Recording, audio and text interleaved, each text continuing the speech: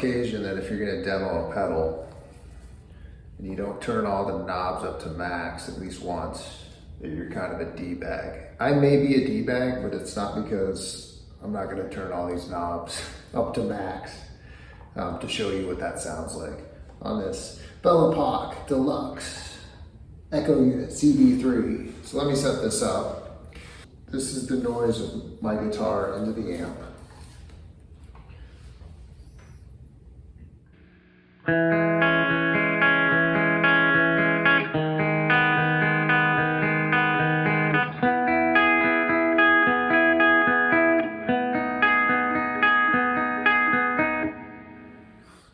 All right, I got the pedal on now. This is the setting I used throughout my demo song that I played in the beginning of the video.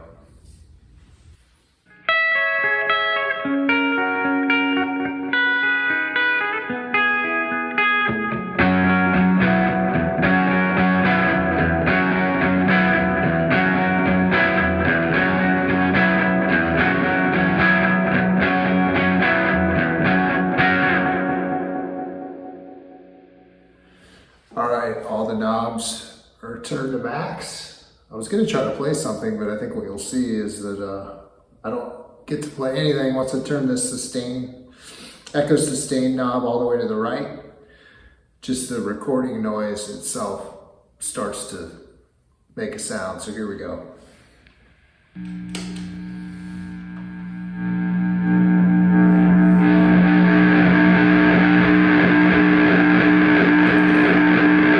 That is all the knobs turned to the right.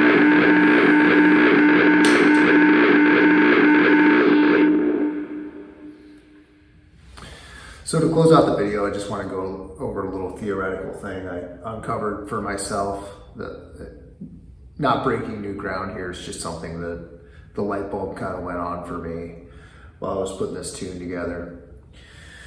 So yeah, I mean, every time I pick up the guitar, it's a bit of a voyage of discovery. If I had to characterize myself, I would say, you know, even after all these years, probably just law of primacy. You know, when you first start learning the guitar, at least for me, I did learn a little bit of theory, but once I knew some chord shapes and that a 1-4-5 sounded like music, I put way less time into really understanding what I was doing and just, you know, learning songs and whatnot.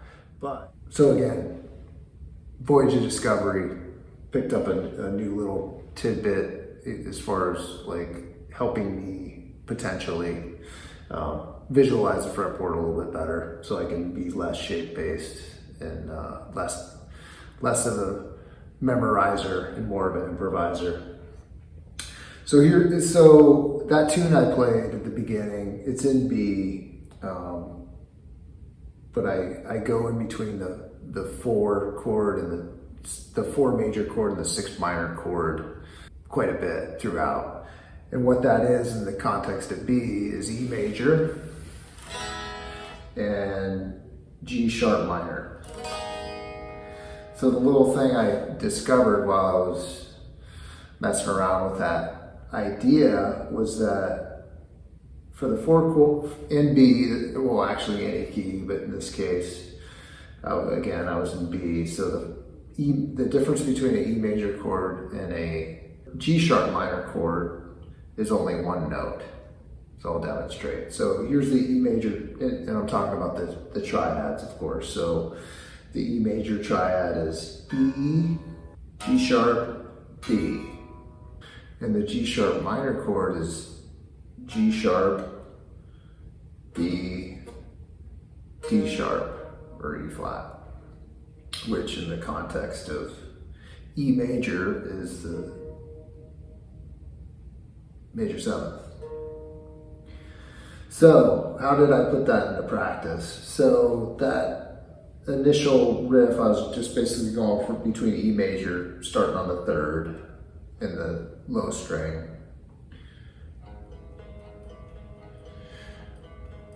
Now this is a pretty familiar shape for G minor, G sharp minor. It's hard to talk and play at the same time. But what you can see, what all I'm doing is lowering that E note half a step, and now I'm on the 6th chord. And again, it's easy to visualize here because I'm in a pretty standard position where I got the G sharp and the root. But what if I was here playing an E major triad right here on the, so what's that, the 9th fret, starting on the D string. So I know this is my E note, which is the G string, 9th fret, that's the E note. So if I want to make that 6 minor chord again, all I have to do is lower that E note half a step, and now I'm playing a G sharp minor.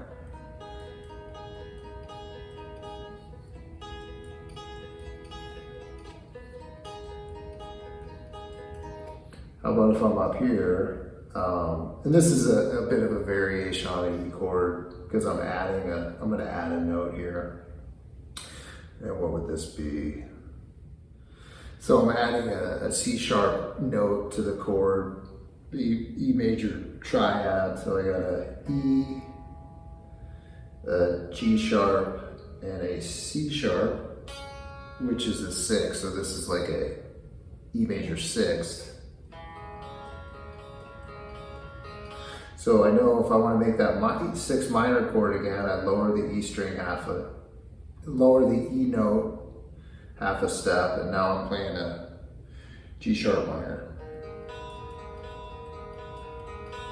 So you can do that obviously all over the fretboard, but it was just a little visualization technique that I uncovered for myself.